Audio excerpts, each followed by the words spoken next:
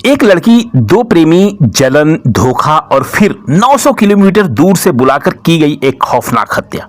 हत्या के बाद 100 के हाथ पैर बांधे गए, मुंह पर टेप लगाया गया, खून साफ किया गया और फिर लाश को बोरी में भरकर 200 किलोमीटर दूर गहरी खाई में फेंक दिया गया। लेकिन अपराधी शायद भूल गए थे कि एक छोटी सी भी गलती उनकी पूरी साजिश का राज खोल देगी, क्योंकि कत्ल करते वक्त जो भी अपराधी होता है वो यही सोचता है कि हम तो पकड़े ही नहीं जाएंगे, हमने इतनी सफाई से काम किया है। लेकिन आजकल आप एक छोटी सी चूक, और अपराधी इतनी हड़बड़ी में और इतनी जल्दीबाजी में रहता है, वो गलती करता ही करता है और वो पकड़ा जाता है। तो इसलिए जुर्म करने वाला कभी बच नहीं सकता, और इस घटनाक्रम में भी यही हुआ। तो आज के वीडियो में हम आपको बताएंगे कि मध्य प्रदेश के उस सनसनीखेज हत्याकांड की पूरी कहानी, जिसने पुलिस को भी हैरान कर दिया। तो आप देख रहे हैं धर्म क्राइम स्टोरी, जहां मिलती है देश की सबसे रहस्यमयी और सच्ची क्राइम स्टोरीज।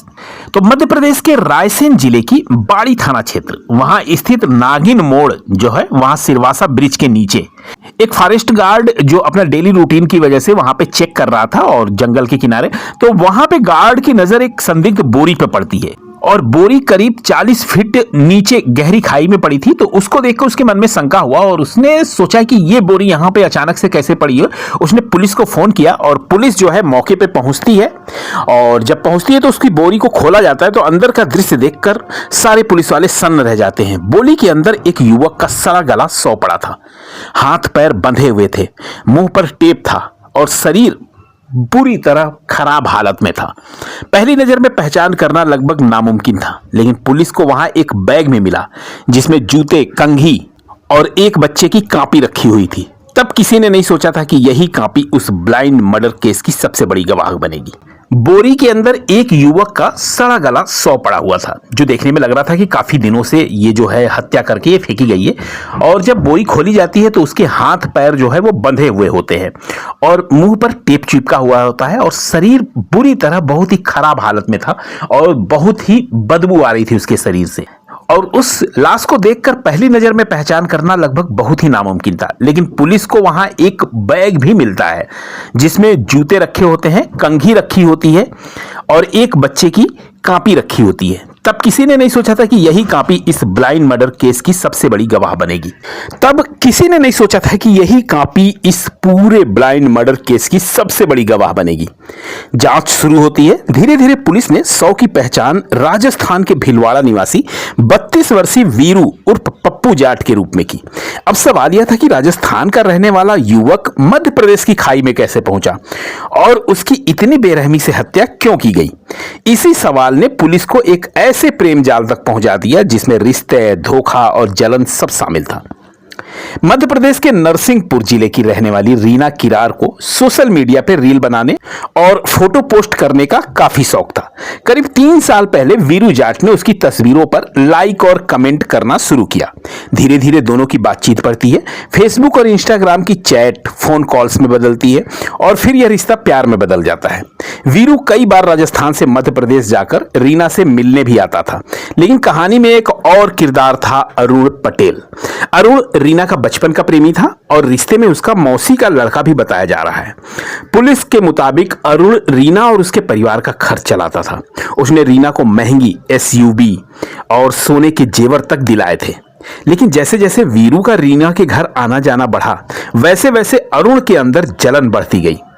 करीब 2 साल पहले इसी रिश्ते को लेकर विवाद भी हुआ था। मामला थाने तक पहुंचा था, लेकिन अंदर ही अंदर अरुण और रीना ने फैसला कर लिया था कि वीरू को रास्ते से हटाना होगा।